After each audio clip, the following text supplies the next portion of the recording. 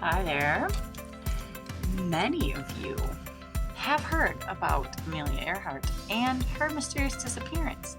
But did you know that there were many other women pilots who participated with Amelia in 1929 for the first women's air race across America?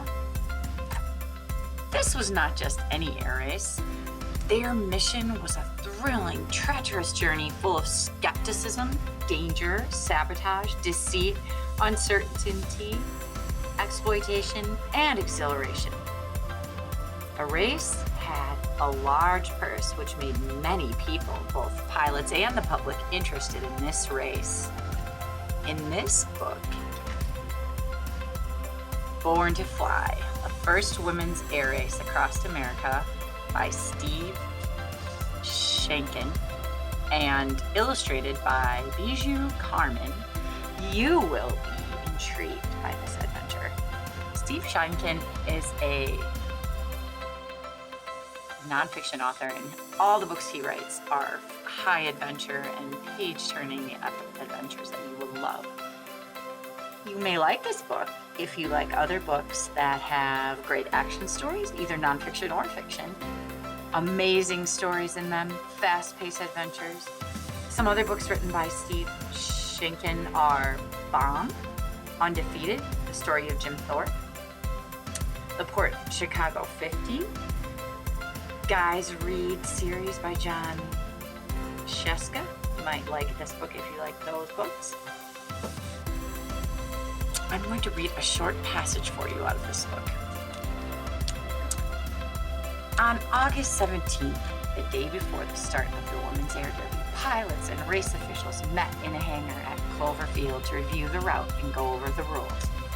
The race would last 9 days and cover over 2,759 miles.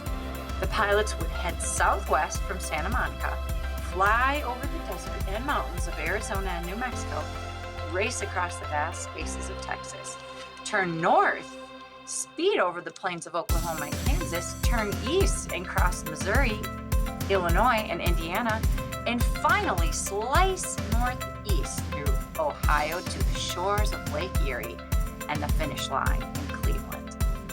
Official timers would record each pilot's time for each leg of the race. A total of $25,000 in prize money, which is equal to more than $350,000 in today's money, would be awarded. There would be small prizes each day for the fastest times, but the main prize was for the winner of the race, the pilot with the lowest overall time from Santa Monica to Cleveland. Because so much of the route was rugged and remote, each pilot had to carry a gallon of water and food for 3 days and had to fly with a parachute strapped to her back at all times. A reporter from the Los Angeles Times was standing outside the hangar as the meeting broke up. They came out with serious looks. He said of the pilots, "If the 20 of us all get to Cleveland safe and sound," Amelia Earhart told another writer, "it ought to be proof enough that women can fly, and fly as well as men." It was a huge battle to prove that they were just as good at Read Born to Fly by Steve Shankin if you love adventure.